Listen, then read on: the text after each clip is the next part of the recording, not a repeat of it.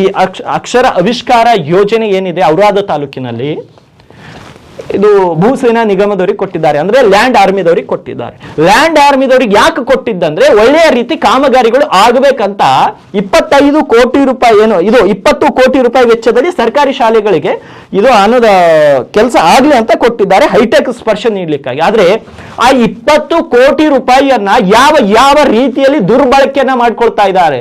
ಒಂದೊಂದು ಶಾಲೆಯಲ್ಲಿ ಬರೀ ಪೇಂಟ್ 500-600 ರೂಪಾಯಿ ಲೀಟರ್ ಇರುವಂತಹ ಪೇಂಟ್ ಅನ್ನ ತಂದು ಒಂದೇ ಸಲಕ್ಕೆ ಹೊಡೆದು ಸಂಪೂರ್ಣವಾಗಿ ಮುಗಿಸ್ಬಿಡ್ತಾ ಇದ್ದಾರೆ. ಕೆಲವೊಂದು ಕಡೆ ಸೋಲಾರ್ ಇನ್ಸ್ಟಾಲೇಷನ್ ಮಾಡಬೇಕು, ಸೆಕೆಂಡ್ ಹ್ಯಾಂಡ್ ಸೋಲಾರ್ ಗಳನ್ನ ತಂದು ಕೂರಿಸ್ತಾ ಇದ್ದಾರೆ.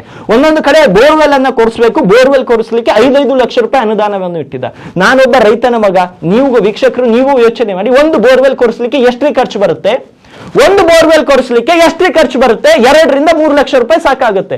4-5 ಲಕ್ಷ ರೂಪಾಯಿ ಅನುದಾನವನ್ನ ಬೋರ್ವೆಲ್ ಕೊರಿಸಲಿಕ್ಕೆ ಇಡುತ್ತಾರಂದ್ರೆ ಅದರಲ್ಲಿ ಭ್ರಷ್ಟಾಚಾರ ಇಲ್ಲ ಅಂತ ನಾವು ಹೆಂಗ್ರಿ ನಂಬಬೇಕು?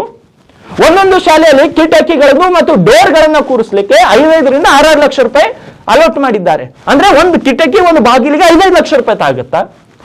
ಒಂದು ಶಾಲೆಯಲ್ಲಿ ಟೈಲ್ಸ್ ಹಾಕ್ಲಿಕ್ಕೆ 3-4 ಲಕ್ಷ ರೂಪಾಯಿ ಅನುದಾನ. ನಿಜಕ್ಕೂ ಬೇಕಾ ಟೈಲ್ಸ್ ಹಾಕ್ಲಿಕ್ಕೆ 4 ಲಕ್ಷ ರೂಪಾಯಿ ಅನುದಾನ? ಶಾಲೆಯ ಉನ್ನತೀಕರಣ, ಡಿಜಿಟಲ್ ಸ್ಪರ್ಶ, ಸೋಲಾರು ಏನೇನೋ ಹೇಳ್ತಾ ಇದ್ದಾರೆ. ಮತ್ ಯಾಕ್ರಿ ಉದ್ಧಾರ ಆಗ್ತಾ ಇಲ್ಲ? ಯಾಕ್ರಿ ಪರ್ಸೆಂಟೇಜ್ ಬರ್ತಾ ಇಲ್ಲ?